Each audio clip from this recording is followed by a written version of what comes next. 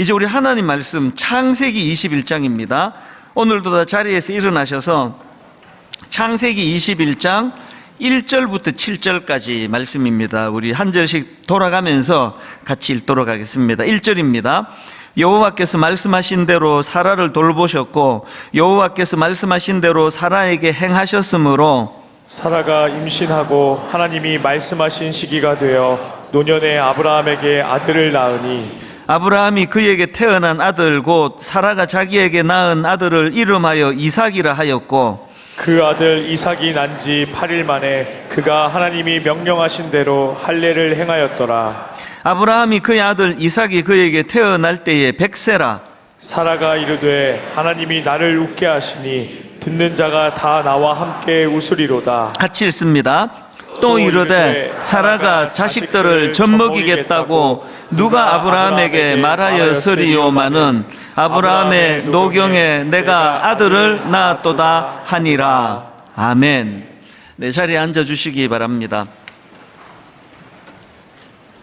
혹시 여러분 삶을 이렇게 되돌아보면은 오래 기다리던 꿈이 이루어져서 너무너무 가슴 벅차하던 그런 순간들이 떠올려지십니까?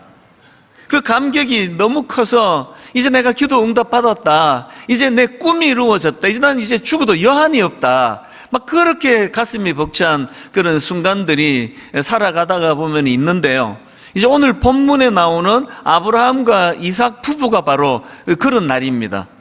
오래 기다리던 참 꿈에도 소원이던 기도가 응답이 돼서 하나님이 아들을 주셨는데요, 그게 오늘 본문 창세기 21장 2절입니다.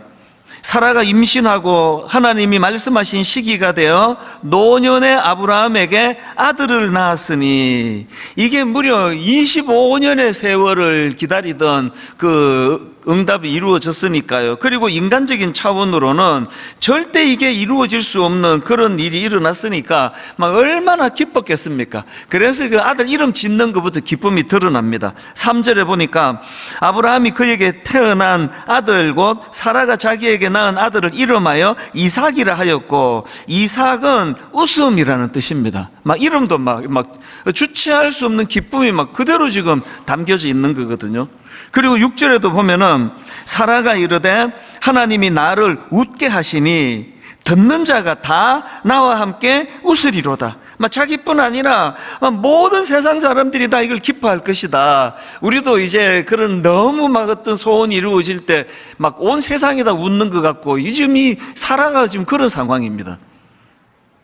그래서 저는 이 말씀을 제가 묵상하고 준비하면서 담임 목사니까요, 또 설교자니까 마음에 막 소원이 일어나는 겁니다. 오늘 예배드리는 우리 모든 성도님들의 삶 가운데에서도 지금 아브라함이 누리고 있고 사라가 누리고 있는 막 주체할 수 없는 기쁨이 좀 삶 가운데 자주자주 일어나기를 원합니다. 그것이 내게 활력이 되고 그것이 내게 또 삶의 어떤 동력이 되게 하는 그 벅찬 기쁨, 그래서 제가 오늘 이런 마음의 그 소원을 가지고 이제 우리가 어떻게 하면은 이 기쁨이 삶 속에서 점점 더 확장되도록 할 수 있을 것인가, 그러니까 이런 것들을 이제 좀 살펴보기를 원하는데요. 그래서 제가 이제 우리 이 기쁨과 관련해서 이 뭐가 우리에게 확장이 될 때 기쁨도 확장될 수 있는가, 이걸 제가 묵상을 하다가 두 가지로 정리를 해봤습니다. 이 기쁨과 관련한 두 가지 확장, 첫 번째가 이겁니다. 우리 개인의 소원 성취에서 하나님 뜻의 성취로의 확장이 일어나야 된다는 거죠. 기쁨이 더 커지려면. 자, 이게 무슨 의미인지 제가 설명을 해드릴게요. 요셉을 제가 예를 들어서 설명을 해드리겠습니다. 최근에 저희 어머니가 우리 아들 찬수가 요셉 같은 인물 되게 해주시기 원합니다, 이 기도를 열심히 드렸다고 말씀을 드렸는데요, 매일마다 그렇게 기도하셨습니다. 그래서 이제 무슨 편지를 써주시고 할 때도 너는 요셉과 같은 인물이 될 것이야, 그러면서 저에게 늘 이걸 표현해 주셨는데요, 아마 저희 어머니뿐만 아니고 여기 꽤 많은 그 부모님들이 자기 자녀를 위해서 이렇게 기도하실 거예요. 요셉 같은 인물이 되게 해달라. 이렇게 기도한다면 여기에는 두 가지 의미가 담겨 있다고 생각합니다.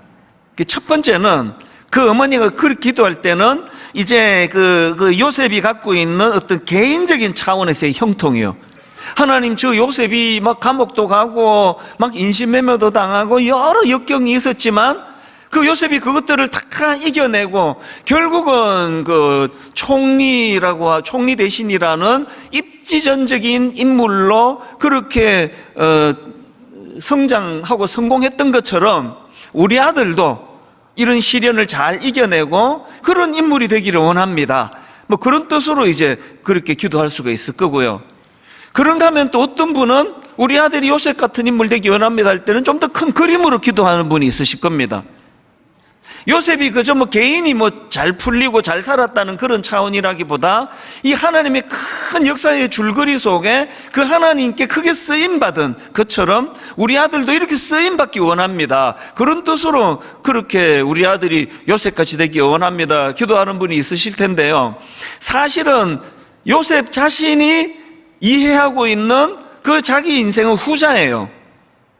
나중에 이제 그가 입지전적인 인물이 되고 난 다음에 하는 말 한번 들어보십시오. 창세기 45장 7절입니다. 하나님이 큰 구원으로 당신들의 생명을 보존하고 당신들의 후손을 세상에 두시려고 나를 당신들보다 먼저 보내셨나니. 그 다음 보세요. 그런즉 나를 이리로 보낸 이는 당신들이 아니요 하나님이시라. 하나님이 나를 바로에게 아버지로 삼으시고 그 온 집의 주로 삼으시며 애굽 온 땅의 통치자로 삼으셨나이다. 요셉은 지금 자기 인생 어떻게 이해하는가 하니까 뭐 운 좋게 한번 성공하고 돈 벌고 높은 자리에 올라가고 그런 걸로 이해하지 않고 하나님의 큰 역사의 줄거리에 그가 하나님에게 발탁이 되어 그렇게 쓰임받은 은혜를 누렸던 사람이라고 그렇게 자기를 인식하거든요. 이제 우리 어머니를 생각해 봤습니다. 우리 어머니는 둘 중에 어떤 마음으로 요셉 되게 했을까 생각해 보니까 모르긴 해도 첫째인 것 같아요. 저를 너무 사랑하니까 뭐 역사 뭐 이런 거 잘 모르겠고 우리 아들 그냥 고생 안 하고 잘 살게 해주시기 원합니다. 그런 마음으로 하시지 않았을까 제가 이렇게 추측하지만 이 말씀을 들으시는 어머니가 또 엄청 섭섭할지 모르죠. 뭐 이런 기도였던 저런 기도였던 우리의 기도가 확장이 돼야 돼요. 그저 맨날 우리 아들 잘 살게 해주세요, 우리 딸 뭐 잘 살게 해주세요 이렇게만 기도해갖고는 기쁨의 한계가 있다는 거예요.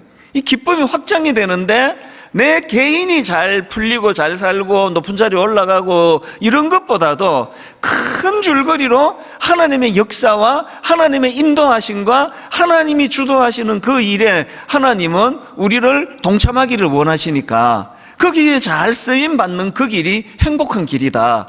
그러니까 이렇게 우리가 생각을 좀 확장해야 된다는 거죠. 오늘 본문을 보는 우리 시각도 딱 두 갈래일 거예요.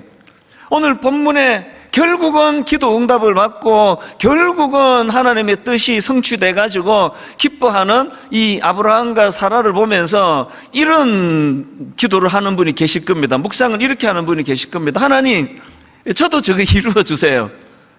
저도 지금 뭐 집을 하나 장만하려고 하는데 이렇게 돈 모으는 게 힘듭니까? 집 하나 장만할 수 있도록 아브라함에게 그렇게 인도해 주셨던 하나님, 저에게도 이루어 주시기 원합니다. 우리 아들 좋은 대학 보내주시기 원합니다. 아브라함에게도 하셨잖아요. 그리고 또 실제로 우리도 지금 아브라함 부부와 같이 아기를 기다립니다.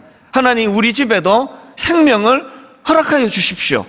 뭐 이렇게 기도하시는 분이 계실 겁니다. 그건 나쁜 거 아닙니다. 그렇게 기도해야죠. 그런데 여러분, 제가 이제 우리 기쁨을 위해서 우리 생각이 확장돼야 된다 그랬잖아요. 이렇게 내 개인의 성공과 개인이 꿈꾸는 것을 응답받는 이런 차원으로도 본문을 우리가 살펴볼 수 있지만 조금 더 생각이 확장되기를 원하는 거죠. 어떻게 확장되기를 원합니까?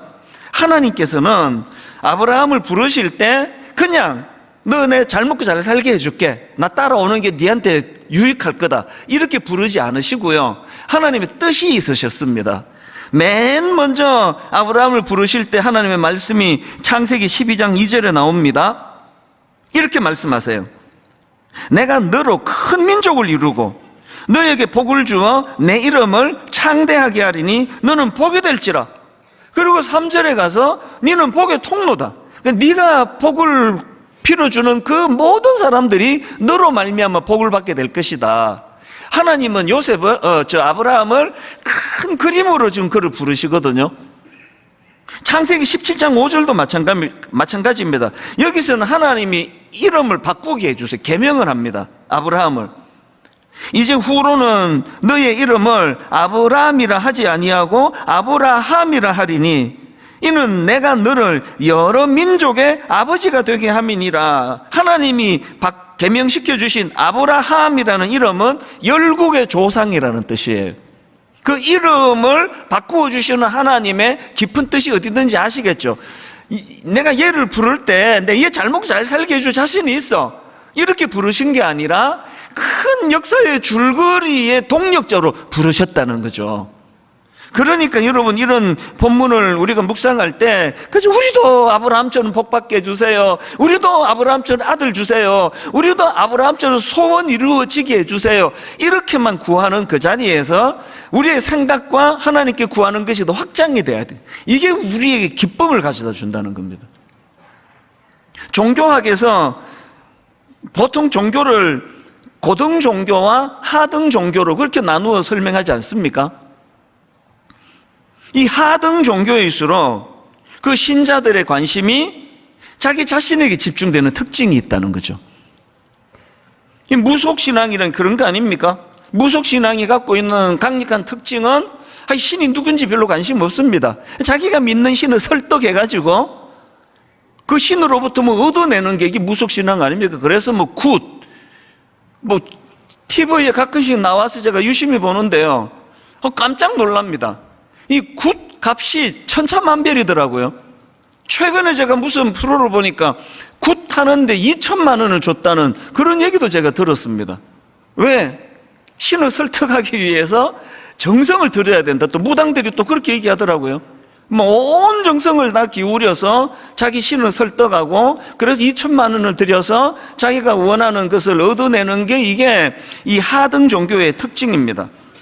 여기에 무슨 역사가 들어가고 여기에 무슨 신의 어떤 섭리와 뜻이 들어가고 하나도 필요 없어요. 이 박영선 목사님이 이 실존적 신앙 그리고 또 역사적 신앙 이런 걸 대조하시면서 이제 이런 부분을 많이 강조하시는 분인데요, 강의를 통해서나 또 설교를 통해서나 또 책을 통해서나 이런 것들을 이제 자주 반복해서 강조하시는 분이세요. 저는 이 목사님의 책을 좋아하는데요, 읽으면 굉장히 동의가 돼요. 우리가 갖고 있는 지금 기독교가 갖고 있는 변질되기 쉬운 요소가 뭐냐면은 우리가 자꾸 이 하등 종교처럼 가고 있는 거거든요.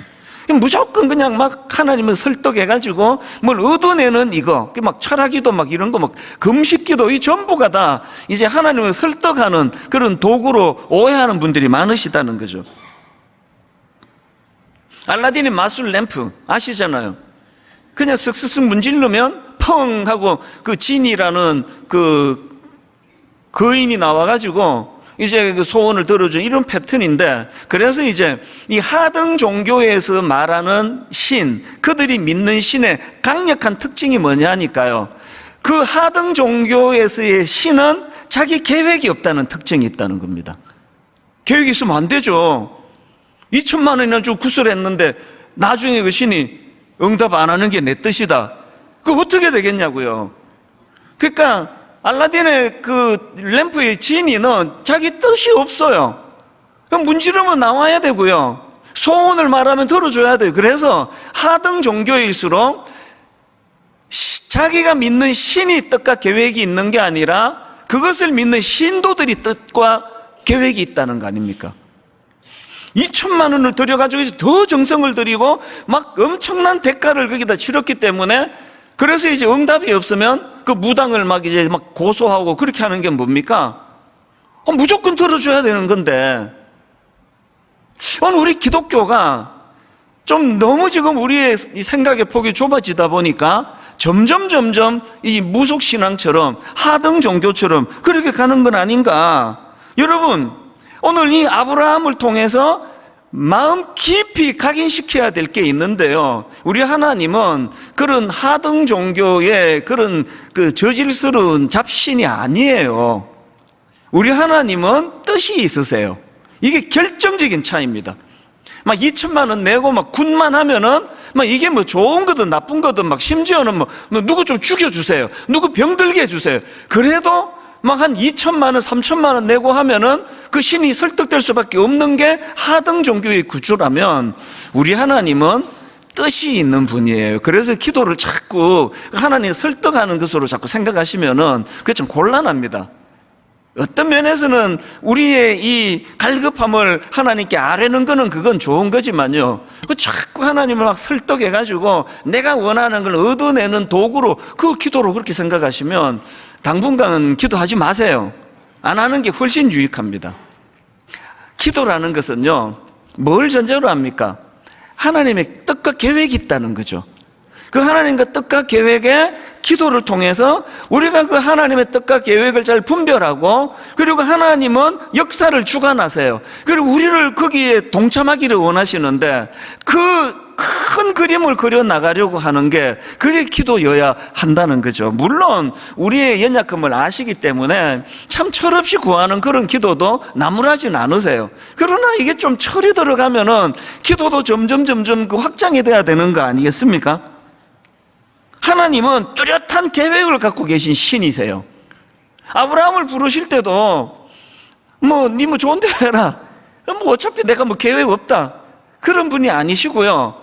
맨 처음 아브라함을 부르실 때 하나님 말씀을 보십시오. 창세기 12장 1절.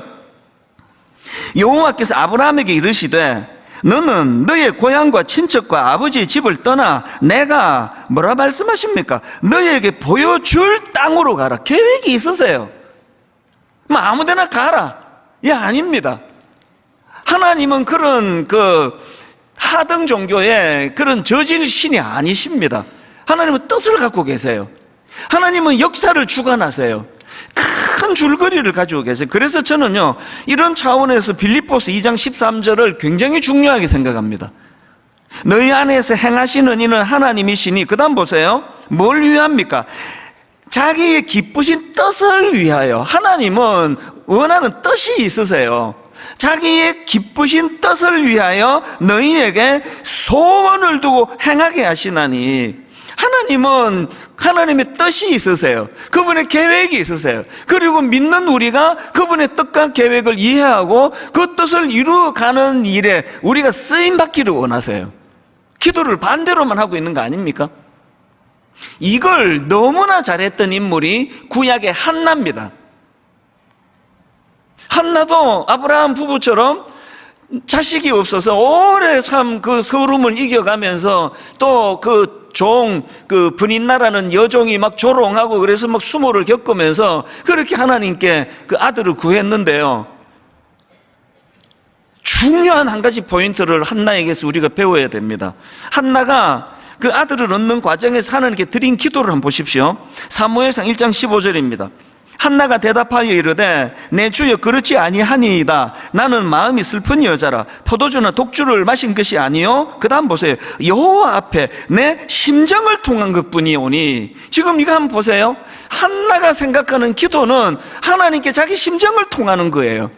내 이 아이가 없는 것 때문에 저 종이 저렇게 나를 조롱하고 비웃고 내가 정말 이 문제 때문에 얼마나 고통하고 있는지 하나님 내 심정을 좀 통해 주시기 원합니다.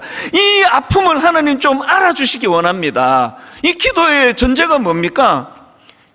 막 굿하고 막 2천만 원 내고 해가지고 자기 원하는 걸 얻어내는 게 아니라 한나의 전제는 하나님의 뜻이 계시다는 거죠. 그 하나님의 뜻을 잘 모르겠지만 내 기도를 통해 내 심정을 하나님께 아뢰면서 하나님 나에게 이 소원이 이루어지기를 원합니다. 이게 기도예요. 그래서 하나님이 한나에게 응답을 주시잖아요. 그랬더니 무속신앙 같으면 후속 조치 없습니다. 2천만 원 내고 응답하면 끝이에요. 그래 끝. 그런데 한나는 기도 응답을 받고 나니까 또 기도를 해요. 이게 좀 우리가 잘 안 하는 거죠. 수능 전날까지 새벽에 막 본당이 꽉 차도록 모였다가 수능이 끝나는 그 남은 새벽부터 확 주는 이런 일을 하신 분은 회개하시기를 바라요. 무속신앙은 후속 조치가 없습니다. 그래 끝났는데요 뭐. 근데 한나는요 기도 응답받고 또 기도를 합니다. 어떤 기도를 하는지 보세요. 사무엘상 2장 27절입니다. 이 아이를 위하여 내가 기도하였더니 내가 구하여 기도한 바를 여호와께서 내게 허락하신지라. 그러므로 나도 그를 여호와께 드리되 그의 평생을 여호와께 드리나이다. 잘 들어보세요.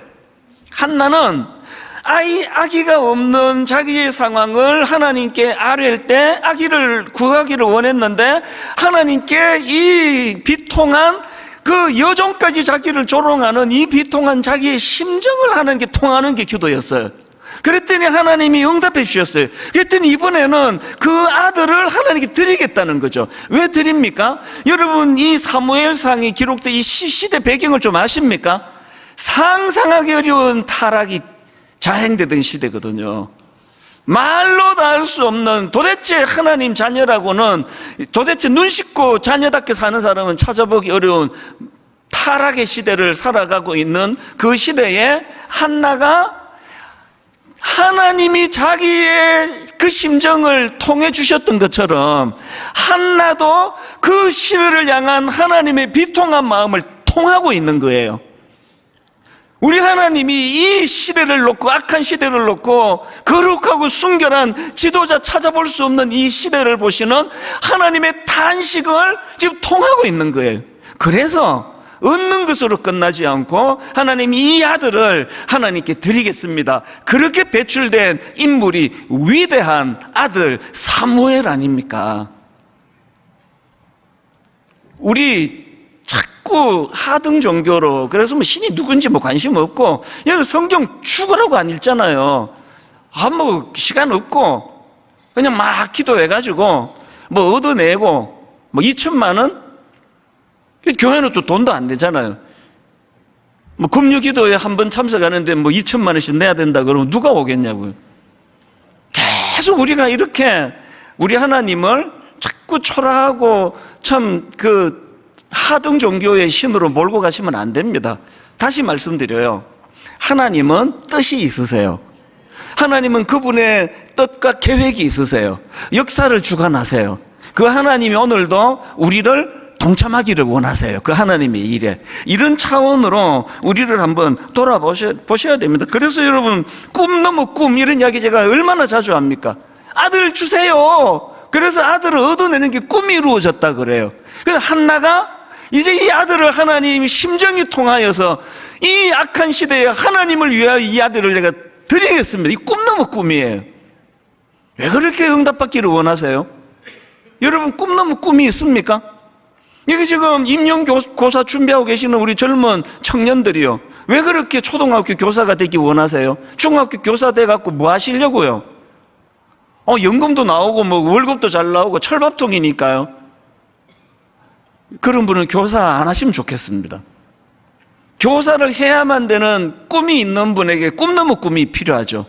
그래서 하나님 이제 저를 만나는 그 수많은 어린아이들이, 또 우리 초등학생이, 중학생이 저 같은 교사를 만남으로 해서 그 아이 인생이 바뀌어지는 일이 일어나기를 원합니다. 이게 꿈 넘어 꿈을 놓고 하는 기도예요. 제가 목사가 되는 게 우리 어머니 꿈이었다면 지금도 기도하세요. 99세 지금도 기도하세요. 우리 아들이 하나님을 두려워하고 정말 성도들을 사랑하고 위하는 그런 목사 되게 해달라고, 또 예전에는 우리 아들이 시시한 목사가 되지 않게 해달라고 그런 기도를 막 노골적으로 했어요. 이게 시시한데 저 사람? 그러시면 저한테 좀 오세요. 기도 제목을 제가 우리 어머니한테 전해드릴게요. 꿈 넘어 꿈이에요. 최근에요, 일만소도 파송 운동으로 가신 연세가 좀 있으신 권사님 두 분이 저를 찾아오셨습니다. 앉으면서 울음을 막 참으시는데요, 뭐가 있는 것 같아요. 이제 순종해가지고 29교회로 가셨는데 대부분의 이제 29교회로 가신 분들이 지금 너무너무 행복한데요, 이제 가끔 이제 이 두 분처럼 적응이 안 되는 분이 계세요. 그래서 저를 찾아오신 거예요. 망설이다가 찾아왔다고. 그러면서 여러 말씀 중에 솔직히 우리 이찬수 목사님 원망 많이 했습니다. 아픔을 이야기를 하세요. 그런데요, 대화 다 끝나는 무렵에 지금도 그 생각하면 저는 울컥울컥해요. 이렇게 말씀하시더라고요. 목사님, 오해는 하지 말아주세요. 우리가 여기 되돌아오려고 목사님 찾아온 것도 아니고요, 목사님 원망하려고 온 것도 아니고요, 우리 확인하고 싶었습니다. 지금 많이 힘든데요, 적응하는데 이걸 견뎌내야 되는 이유가 있다고 한마디만 말씀해 주세요. 이게 하나님이 기뻐하시는 거라고 목사님 말씀해 주시면 내가 힘을 내서 다시 내가 그 교회 잘 섬기려고 그렇게 찾아왔습니다. 그렇게 하고 울면서 가셨어요. 이 마음이 어땠겠냐고요. 사실은요, 29교회나 지금 인근 작은 교회로 가신 분들도 다 지금 진통을 겪고 있지만 남아있는 우리 성도님들도 다 지금 진통 다 겪고 있습니다. 마음에 괴로움이 많으세요. 저도 너무 힘들어요. 일반 성도 파송 운동하기 이전에 그 풍성한 그 봉사자들과 그 순장님들과 교회를 이끌어 가시던 그 한 70, 80%가 가시고 나니까 남아있는 순장님들이 이제 짐이 너무 무거우세요. 괴로우세요. 우리 여전사님들은요, 그저께도 그랬고 어제도 그랬고 좀 만나면 울어요. 너무 힘든 거예요. 정비가 잘 안 되는 겁니다. 뭘 좀 도와달라 그러는데 나설 수 있는 사람이 이제는 뭐 거의 다 찬 것 같아요. 그 교역자들도 괴로워요. 그런데 여러분, 괴롭긴 한데요, 저와 우리 교역자들이 또 우리 대부분의 순장님들이 1만 성도 파송 운동한 거 단 한 번도 후회해 본 적이 없습니다. 왜 후회하지 않을까요? 고급 인력들이 내 교회에 차고 넘쳐가지고 하나도 부족한 게 없이 잘 가는 그 일보다 우리는 29교회로 분산하고 동네 작은 교회로 분산하고 하는 이 일이 하나님의 큰 역사의 흐름 속에 이 일이 하나님이 기뻐하시는 일이라고 믿기 때문이에요. 생각을 확장해야 되는 거죠. 내가 잘 사는 거, 내가 편하게 지내는 거, 내 목회가 잘 되는 거, 이것도 당연히 본능이 있기 때문에 뭐 이걸 피할 수는 없지만 우리의 생각이 점점 그 하나님을 아무 생각도 없는 저질 신으로 전락시켜 놓고 맨날 내 어떤 유익을 위하여 주시옵소서 주시옵소서, 이게 아니라 우리 생각이 확장되어야 된다는 거죠. 이게 첫 번째 대안입니다. 두 번째로요, 기쁨과 관련해서 한 가지 더 확장을 해야 되는데요, 그게 뭐냐 하니까 응답 이전까지의 기쁨, 다시요, 응답받기 이전까지도 우리 기쁨의 재료가 돼야 된다는 거죠. 제가 왜 이런 생각을 했냐니까 이런 상상을 해봤습니다. 아브라함과 사라가 지금 25년 만에 기도 응답이 됐잖아요. 이날 막 좋아 죽어요. 근데 여러분, 우리 신앙생활이라는 게요, 25년 응답되기 전까지 25년 괴롭고 오늘 하루 딱 좋은 거라면 저는 신앙생활 안 할래요. 이러고 어떻게 예수 믿습니까? 25년 내내 고통스럽고 결핍 때문에 응답받아 오늘 하루 딱 좋은 게 신앙이 아니고요. 여러분, 예수 믿는 사람들의 진짜 묘미가 뭔지 아십니까? 응답받지 못한 25년까지도 기쁨의 재료가 될 수 있다는 거죠. 철학기도 오셔가지고 응답이 늦어져가지고 맨날 울다가 와서 울다가 가세요. 왜 오셨냐고 그러면 집에서 우시지. 철학기도는요, 응답을 오늘 그 자리에서 즉석으로 받아가지고 무슨 복권 번호 받아가는 게 아니고요, 약해서 응답받기 전에가 기쁨이 되기 어려워서 하나님께와 힘을 얻고 응답받기 전도 기쁨이 될 수 있다는 사실을 깨달아가는 게 그게 철학기도예요. 무슨 말씀이 제가 설명을 좀 드릴게요. 지난주 다락방 교재에 이제 이걸 다루었는데요, 이걸 여기 같이 나눠야 되겠습니다.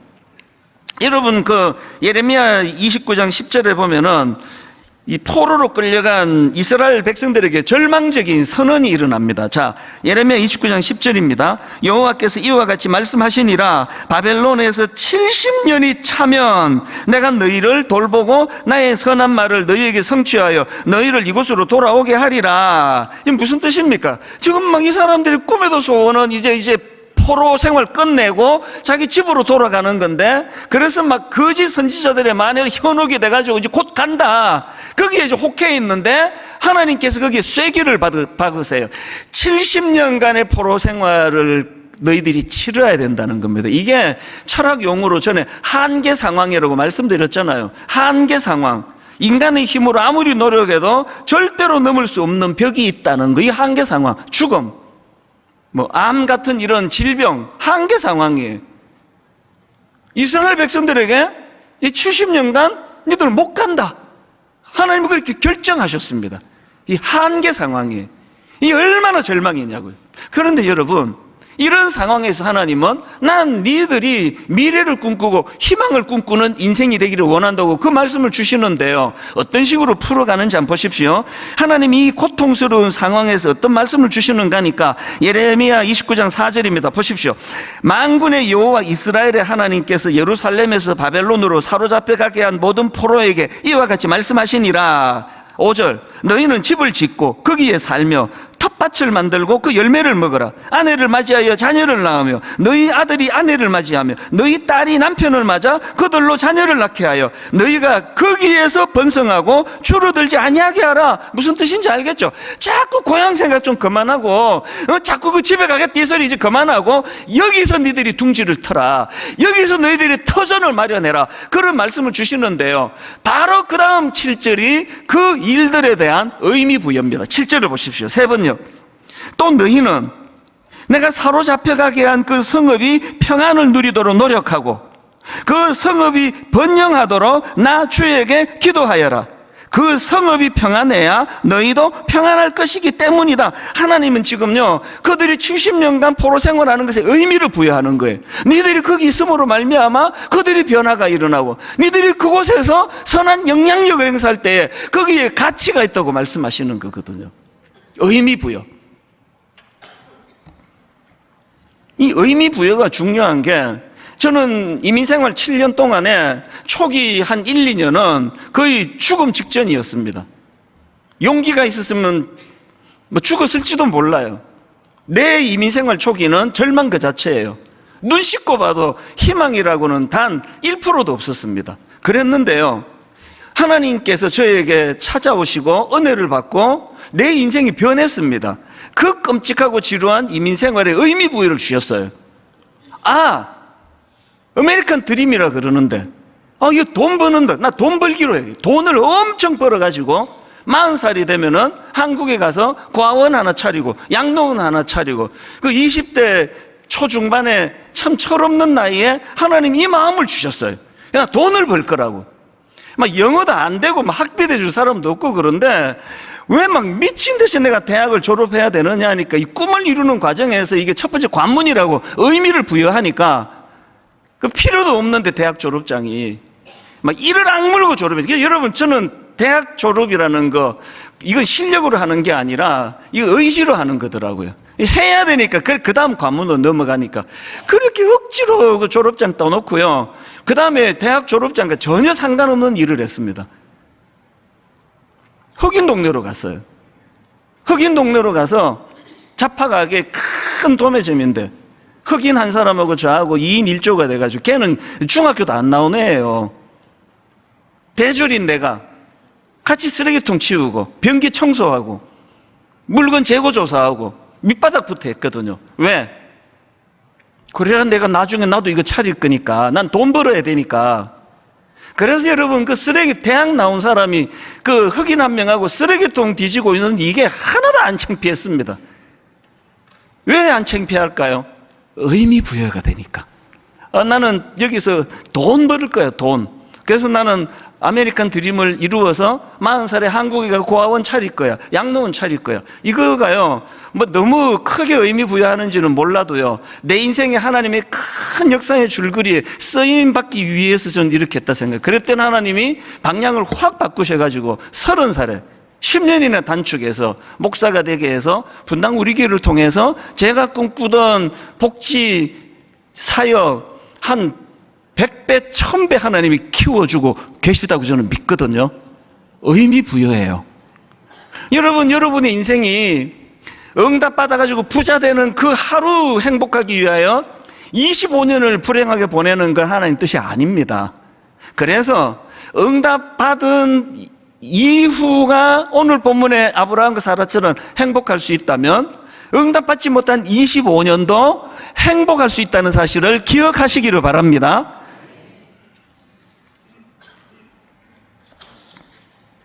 여기서 중요한 게 하나 있는데요. 이렇게 하나님께서는 놀라운 삶의 의미를 부여해 주시는데 그 도구가 하나 있습니다. 하나님 쓰시는 도구. 그게 말씀입니다. 예레미야 29장 4절. 만군의 여호와 이스라엘의 하나님께서 예루살렘에서 바벨론으로 사로잡혀가게 한 모든 포로에게 이와 같이 뭐 하셨습니까? 말씀하시니라. 예레미야 29장 11절. 여호와의 말씀이니라. 그 다음 보세요. 너희를 향한 나의 생각을 내가 아나니 평안이요 재앙이 아니니라. 너희에게 미래와 희망을 주는 것이니라. 응답 못 받아가지고 지금 막 계속 우울하고 막 그냥 기운도 하나도 없고 보니까 뭐 아멘할 힘도 없는 분이 많아요. 힘 빠져가지고 있는 분들 잘 들으세요. 여러분들이 지금 말씀이 지금 공급이 안 돼서 그래요. 하나님은 여러분에게 지금 평안이요 재앙이 아니니라. 너희에게 미래와 희망을 주는 것이니라. 이걸 말씀을 통해 선포하고 계시거든요. 오늘 본문에 아브라함도 똑같습니다. 오늘 본문 창세기 21장 1절을 보십시오. 여호와께서 말씀대로 사라를 돌보셨고 또 여호와께서 말씀하신 대로 사라에게 행하셨으므로 사라가 임신하고 하나님이 말씀하신 시기가 되어 노년의 아브라함에게 아들을 낳으니. 그래서 여러분 우리 기독교는 말씀의 종교예요. 한 구절 묵상. 이제 오늘 7월 2일이니까요 6월 달까지 안 한 거 다 용서해 드릴게요. 오늘부터 또 하자고요. 말씀의 종교예요.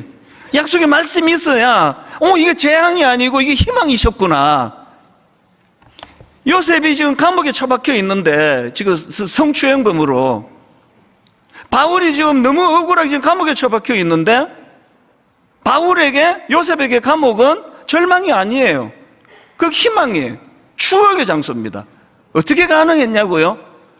창세기에서 말씀하시잖아요. 요셉이 감옥에 가 있는데 그게 형통이다. 왜 형통이냐? 말씀이 공급이 되는데. 바울이 감옥에 갇혀 있는데 그 악한 것들이 적들이 바울을 감옥에 묶어 두는 것까지는 할 수 있는데 그 이상은 못해요. 감옥에서 막 찬양하고 막 밤새 가지고 막 부흥회 막 해버리고 이러고 막 옥문이 열리고.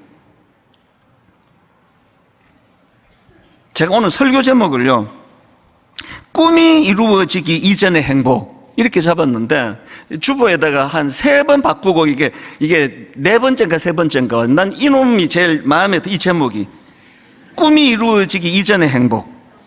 꿈이 이루어지기 이전의 행복을 가지려면 2가지를 하셔야 돼요. 하나님은 꿈이 이루어지기 전에도 행복하기를 원하시는데 그러시려면 첫째, 오늘 아브라함과 사라가 확인했던 약속하시면 약속을 지키시는 하나님을 믿으시면 돼요. 이 하루만 행복한 사람은 25년 불신앙에 빠져가지고 못 믿어 하나님이 난 절대로 안 믿어져 그러다가 하루 행복한 사람이에요. 근데 당겨서 믿는 거예요. 하나님은 반드시 약속을 지키시는 분이다. 이찬수 목사님이 그렇다 하더라. 자기가 목경한 사람은 저라도 좀 믿어주세요. 하나님 약속을 지키시는 분이다. 이걸 우리가 확신하는 게. 2번째는 뭐 이거나 저거나 말씀이 들려야 돼요. 말씀이. 기독교는 말씀의 종교예요. 하나님 말씀하시거든요. 다시 이거 지난주 괜히 나눠줬어. 오늘 나눠주고 흔들어 보라고 그래서 되는데 한 구절 묵상입니다. 말씀을 여러분 가까이 하지 않고는 이 상황이 지금 누명서 감옥에 있는 이 상황이 절대 이게 축복이라고 말할 수가 없습니다. 그를 시야가 안 떠여져요. 결론을 저는 오늘 이렇게 맺기 원합니다. 여러분 오늘 긴 25년의 세월을 보내고 계시는 분 얼마나 힘드세요.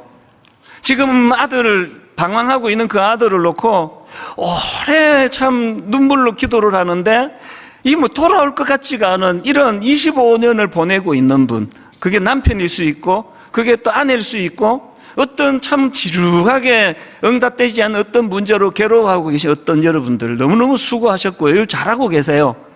그런데 여러분 이제 여러분의 의지와 여러분의 힘으로는 한계가 됐다고 생각하신다면 이제는 말씀을 받으셔야 돼요. 그러니까 하나님께서 내 본심은 니들이 이렇게 비참해지는 게 아니야.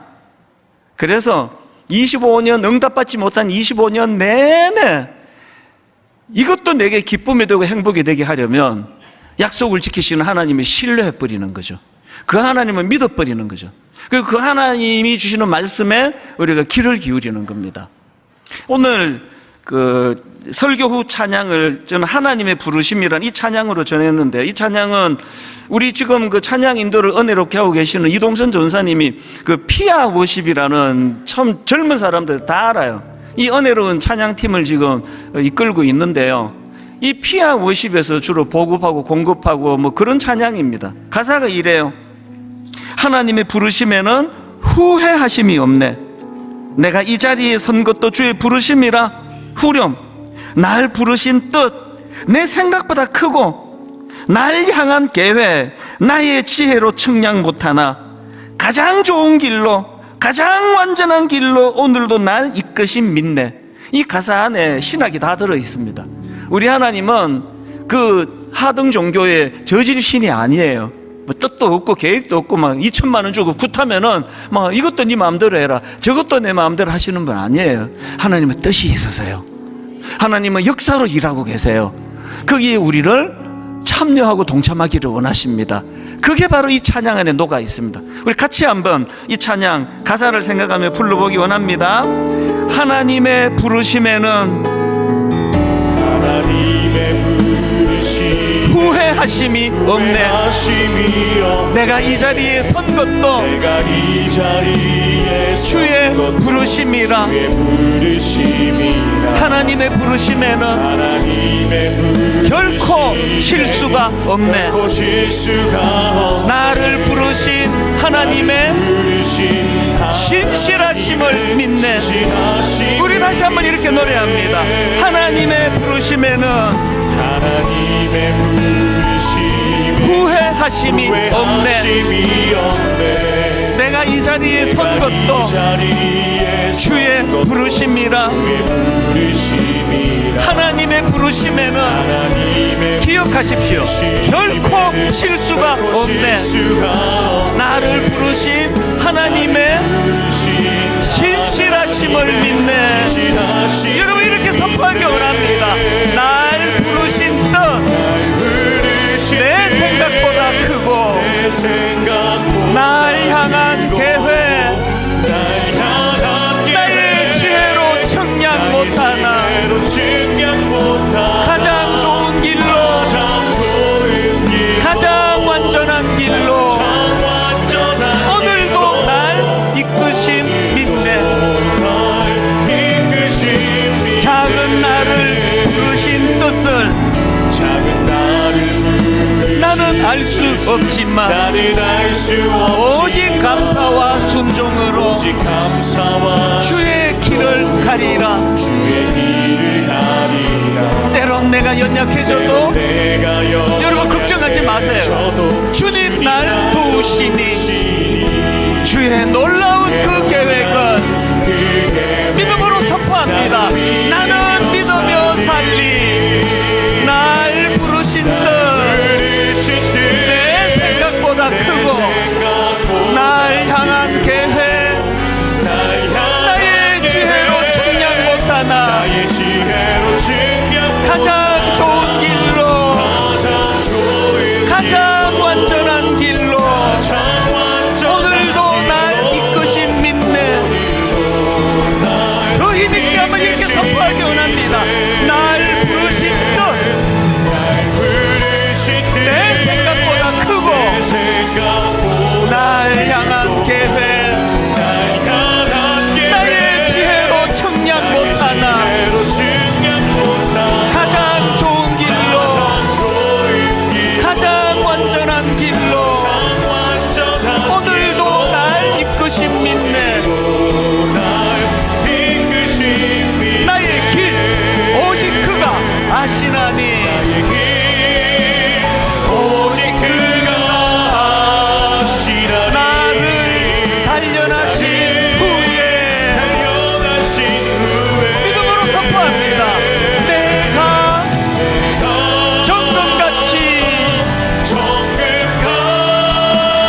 나오리라. 우리 다 자리에서 일어나셔서 마지막으로 한번 이렇게 선포합니다. 나의 길 오직 그가 아시나니.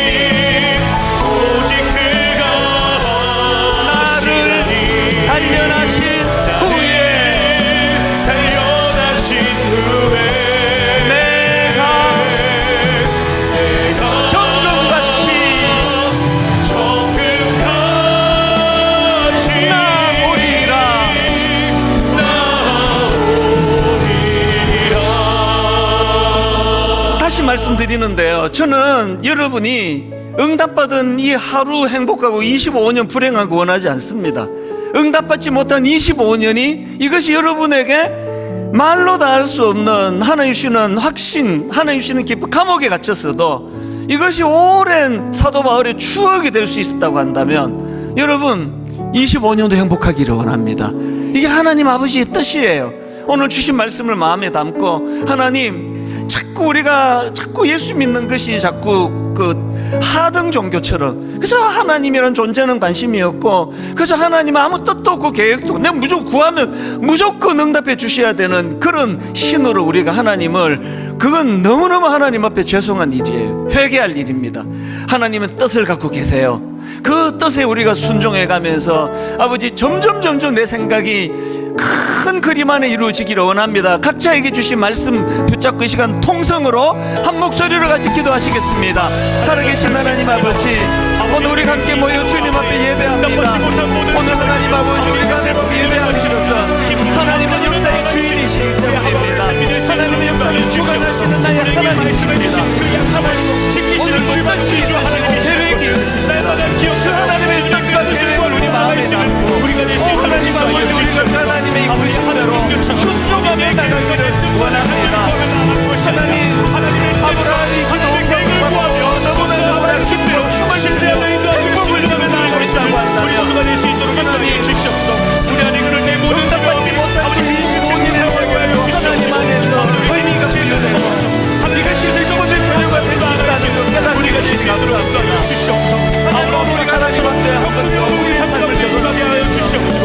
하나님 아버지, 응답받지 못한 그 귀한 세월조차 하나님 너무나 부르시며 기도로 순종하고 응답받는 하나님 우리 모두가 될 수 있도록 인도하여 주시옵소서. 우리를 향한 주님의 그 시간에 하나님 우리가 신뢰하여 늘 아버지의 그 자리에서 우리가 지원의 그 자리에서 응답받지 못한 세월이 점점 길어지기 때문에 살아갈 수 있도록 하나님 주시옵소서.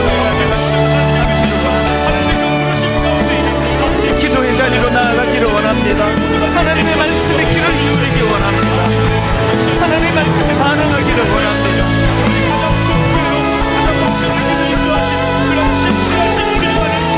하나님 아버지,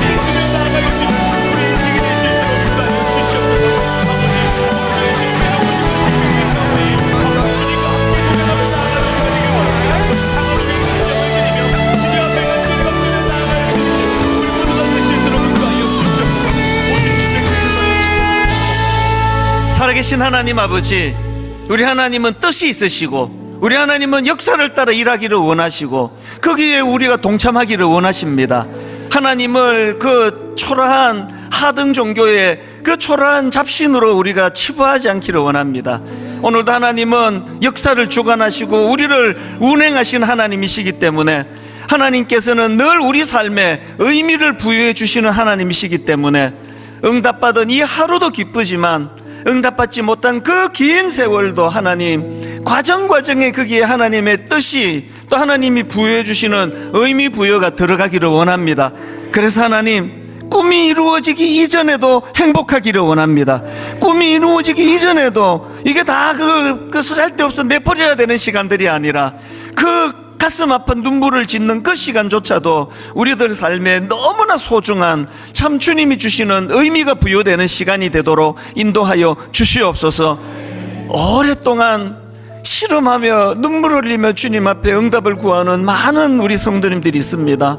사랑하는 자녀가 빨리 돌아와야 되는데 정신을 차리지 못하는 그 아픔을 지켜봐야 되는 그 부모들에게 하나님, 그 과정에 하나님이 어떻게 세밀하게 일하시는지를 영안을 열고 볼 수 있기를 원합니다. 육신의 질병을 만나 너무 당황하고 우리 힘으로 어떻게 할 수 없는 한계 상황에 부닥쳐 눈물 짓고 있는 성도님들이 계시다면 오늘 이 시간 하나님 세미한 음성으로 말씀하여 주시기 원합니다. 내가 너에게 주고자 하는 것은 재앙이 아니라 나는 네가 행복하기를 원한다. 이 일을 통해서도 하나님의 뜻과 계획이 멋지고 아름답게 펼쳐져 나갈 것이라고 말씀하여 주시옵소서. 이 모양 저 모양 오래 실험하고 있는 어떤 문제를 가지고 그 25년의 세월을 견디고 있는 수많은 성도님들에게 하나님 한 말씀만 하여 주시옵소서. 그 인내와 애씀과 수고를 내가 다 안다고, 그거 하나도 버릴 것이 없게 될 것을 네가 알게 될 것이라고. 그래서 오늘 하나님 힘 주시면 또 하나님 뜻을 분별하며 잘 참아 견뎌 나갈 수 있도록 하나님 인도하여 주시옵소서. 우리 주 예수 그리스도의 은혜와 하나님 아버지의 다함없는 사랑과 성령님의 감동, 감화, 위로교통 충만하심의 역사가 응답받은 그날 하루도 기쁘고 행복하지만 응답받지 못해 가슴 졸이던 그 25년의 세월도 하나님의 의미가 부여되고 그것이 내게 기쁨이 될 수 있다는 사실을 깨닫고 그것을 우리가 삶 속에서 경험하며 그렇게 기쁨으로 나아가기를 원하며 다짐하며 예배하는 모든 주의 자녀들 머리 위에 지금부터 영원토록 함께 하시기를 간절히 축원하옵나이다. 아멘. 지금은 선교 헌금 시간입니다. 이 예배를 통해 삶 가운데 은혜와 회복이 충만하시길 간절히 기도합니다.